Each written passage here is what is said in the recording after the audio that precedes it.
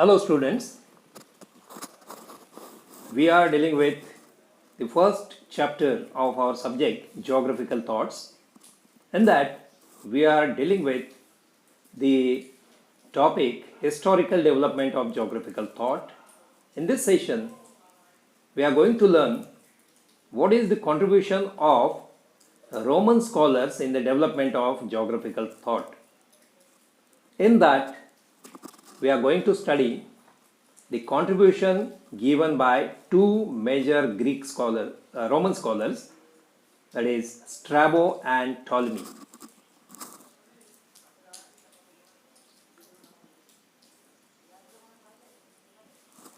Friends, after the Greeks, the political power passed into the hands of the Romans. The Romans conquered distant countries with the help of their well-disciplined armies. The Roman scholars collected the geographical information of the then known world. The Romans' major contribution was to historical and regional geography. Strabo and Ptolemy were the foremost Roman geographers. Let us see the important work and contribution given by Strabo. The period of Strabo is 64 BC to 20 AD, that is almost the first century BC. Strabo was one of the leading scholars of his period. He was the first who declared geography as a chorological science. Chorology is the study of places and regions, that is, it can be referred as regional geography. It is the study of relationships between geographical phenomena occurring within a particular region. Strabo is considered as the father of regional geography. He was a great traveler and visited many regions of the then known world. He wrote most of his work after his return to his native city. The main feature of the Strabo's geographical account is it was the first attempt at bringing together all the then known geographical knowledge in the form of general treatises. He laid the foundation of chorological writing in geography. Strabo wrote as many as 43 volumes under the title Historical Memoir, and he also wrote 17 volumes of his geographical treatise, which is popularly known as Geographica. He is the scholar who conceived the idea of a complete geographical treatise comprising all four major branches of geography, that is mathematical geography, physical geography, political geography and historical geography. The importance of Strabo's work lies in the fact that his treatise acquaints the writings of his predecessors whose work are entirely lost. So he has collected the lost work of his predecessors and presented in a very good manner. Strabo's geographical treatise, namely Geographica, was not useful only for geographers but also for politicians and statesmen. It included types of governments, cultural distinctiveness, and various customs in particular places. It presents a general picture of the region.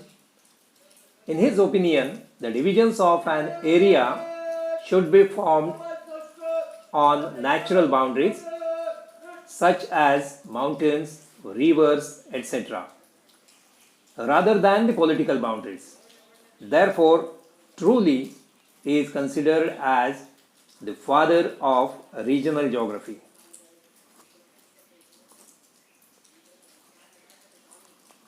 Strabo's work is mainly historical. He everywhere introduced the history of a country side by side with its geography. He also attempted to trace the influence of the physical features of an area on the character and history of its inhabitants. To illustrate this point, he gave an example of Italy. According to him, the geographical situation of Italy contributed to the development of power of Rome. It offered her protection against attacks from outside. Its natural harbors gave a boost to its commerce and business activities. It is worthwhile to give a brief account of the contents of the different volumes of Strabo's geographical treatise,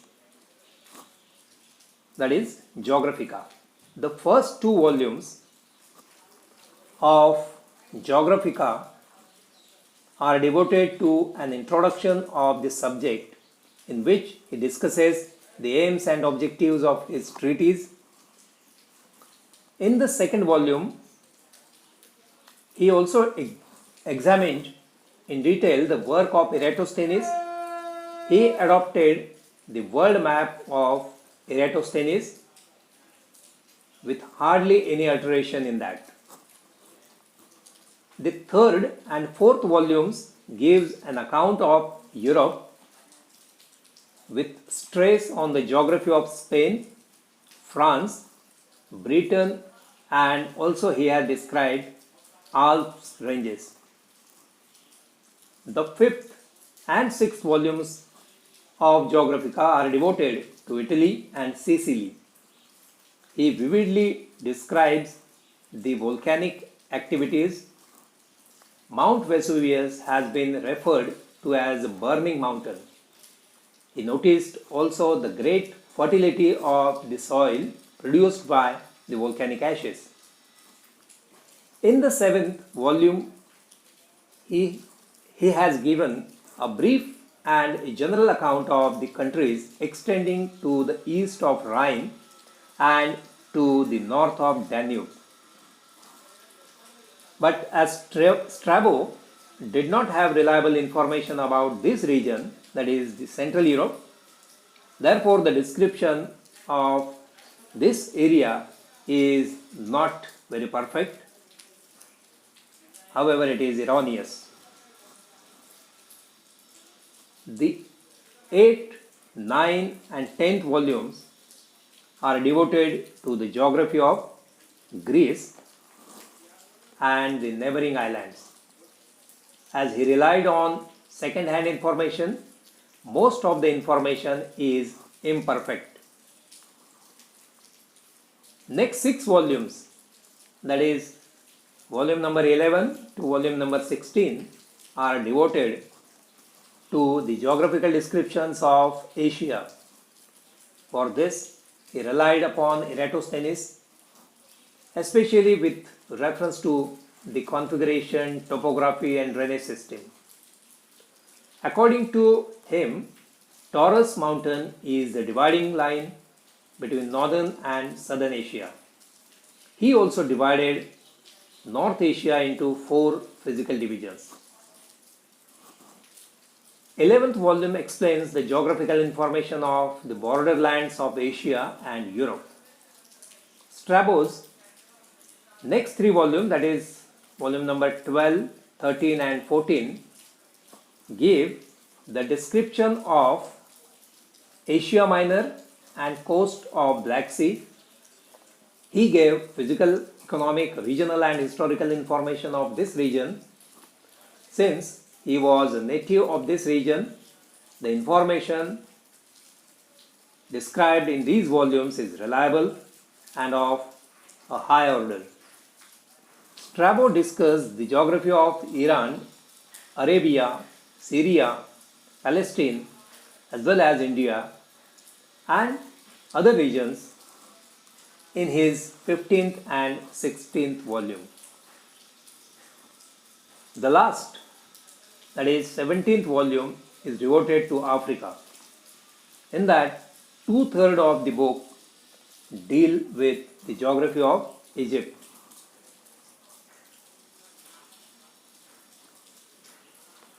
In spite of his great work, Strabo's work has been criticized. The major criticism against the Strabo's work is that his geographical treatise is just an improvement of the work of Eratosthenes.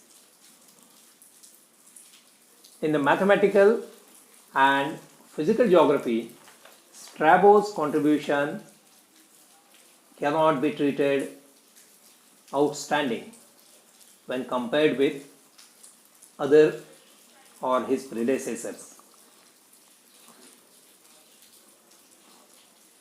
He also has some wrong assumptions about the shape of the earth. He assumed the shape of the earth as an oblong, which is far away from the fact. For the geographical information of different regions, most of the times he relied on the work of his predecessors, that is, the scholars who worked before Strabo, rather than the direct observations. As a result, many times his information becomes imperfect and erroneous. In spite of all these drawbacks in his huge work, it is the fact that Strabo was the only geographer of the ancient period who lucidly wrote about all the branches of geography, that is, historical, political, physical, and mathematical geography. After that, we'll see the contribution and extensive work done by Claudius Ptolemy. The period of Ptolemy was from 90 to 168 AD, that is 2nd century AD. Claudius Ptolemy was one of those geniuses who developed sound principles of mathematical geography. His writings inspired the geographers and explorers of the great age of discovery to explore the terra incognita. Terra incognita means the unknown world at that time. His contribution in the field of geography, especially in mathematical geography, is highly commendable. His best known work is the Syntaxis, which is popularly known as the Almagest. The Almagest is a great contribution on classical astronomy. It presents the mathematical theory of the motions of the sun, moon, as well as the planets. He believed that the stars were fixed points in a rotating sphere. He stated that the planets are much closer to the earth than the stars. He devoted 2 parts of the Almagest to a catalogue of stars. He gave the celestial latitudes and longitudes as well as magnitude, that is the brightness of the stars. This catalogue includes 1022 stars and 48 constellations. His second most important work is the Geography, also known as the Guide to Geography, which includes the excellent theories of map projection. The book is a catalogue of places with their latitudes and longitudes. It describes briefly each continent country and tribe. Further, it contains a map of the world, including Europe, North Africa, and Asia, as well as 26 maps of specific regions. Ptolemy was a staunch follower of Hipparchus, and his basic objective was to reform the map of the world on the basis of astronomical principles. In the art of map making, Ptolemy made great improvements by adopting the projections for the world map, showing the gratitude of latitudes and longitudes. He represented the equator and the latitudes by parallel curves, and the meridians also by the curves bisecting the equator at right angles, which converge at a point situated beyond the limits of the map, that is, inhabitable world. He also marked the climatic zones, that is, climata, on his map. Ptolemy tried to make improvement in the world map given by his predecessors. The map of the British Islands constructed by him is very important, and it is very close to the reality in shape.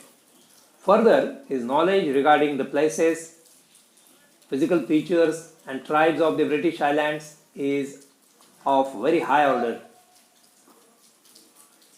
France and Spain were well known to Romans. They constructed mapped many roads through these countries. Consequently, Ptolemy was able to give a very reliable information and nearly true shaped maps of these countries.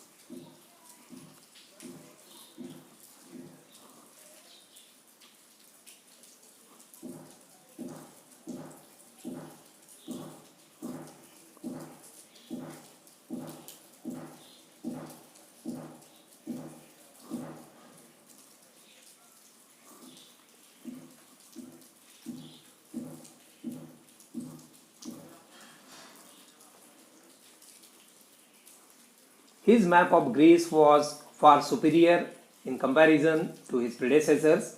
Also, the information he given about the Caspian Sea was accurate. He was the first to identify and plot Ra, that is Volga River, on the map. Ptolemy's account of Red Sea, Persian Gulf and Arabian Sea is much superior, but he believed that the Indian Ocean, a vast island sea surrounded from all sides by the land. Ptolemy was the first scholar who plotted the Gangetic Gulf, that is Bay of Bengal, for the first time. He also showed the source of river Ganga and its tributaries in the Himalayas.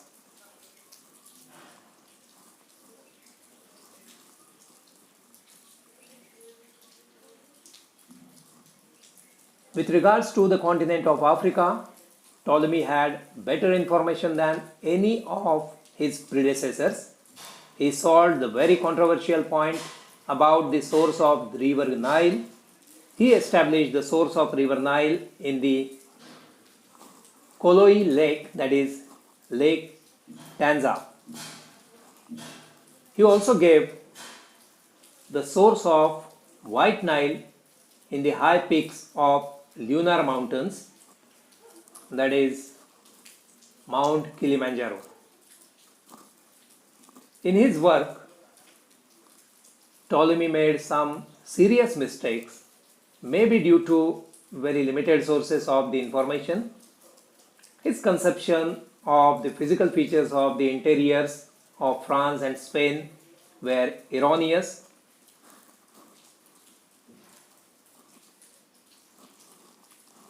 The map of Germany was also distorted. The Indian Ocean was shown surrounded by land from all sides as island sea. However, the major objection taken against the work of Claudius Ptolemy is that he was a plagiarist who used the information collected by his predecessors. But this criticism is unjust to the tremendous work done by Ptolemy.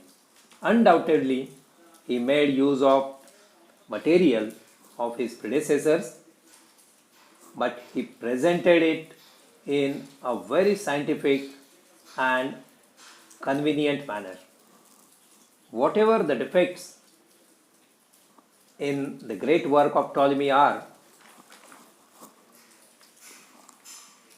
it is the fact that because of his efforts, the new world, that is North and South America, and the continents of Australia and Antarctica were discovered by the explorers of the 15th and 18th century respectively.